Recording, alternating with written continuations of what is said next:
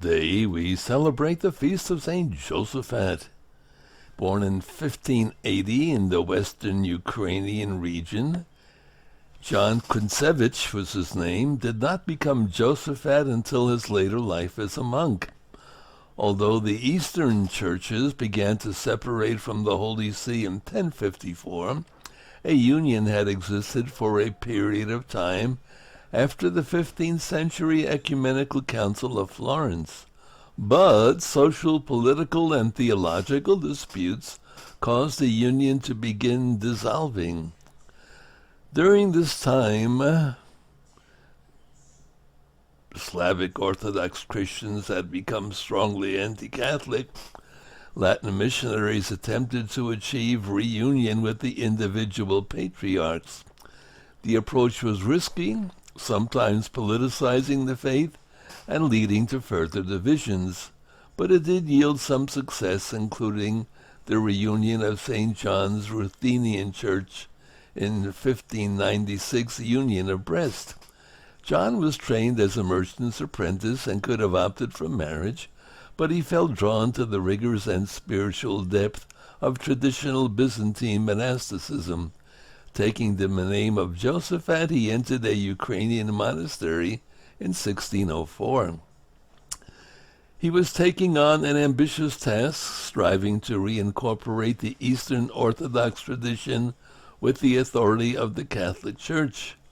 Soon as a priest, subsequently as an archbishop, and ultimately as a martyr, he would live and die for the union of the churches. Josaphat's exemplary life and zeal for the care of souls won the trust of many Orthodox Christians. Nevertheless, his mission was essentially controversial, and others were led to believe lurid stories and malicious suggestions made about him. In 1620, opponents arranged the consecration of a rival archbishop. As tensions between supporters and opponents began to escalate, Josaphat lamented the onset of attacks that would lead to his death. "You people of Vitebsk want to put me to death," he protested. "You make ambushes for me everywhere, in the streets, on the bridges, on the highways, and in the marketplace.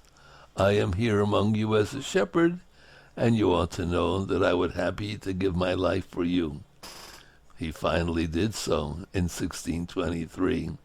An Orthodox priest had been shouting insults outside the archbishop's residence and tried to force his way inside. Josaphat had him removed, but the man assembled a mob in town. They arrived and demanded the archbishop's life, threatening his companions and servants.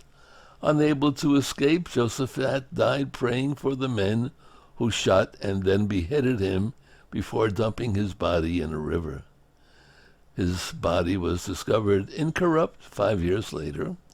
Remarkably, the saint's one-time rival, the Archbishop Meletius, was reconciled with the Catholic Church in later years. St. Josaphat was canonized in 1867. St. Josaphat, a bishop, a martyr, which I'm sure you know means witness, and that is why we must all be witnesses, even martyrs, for the faith.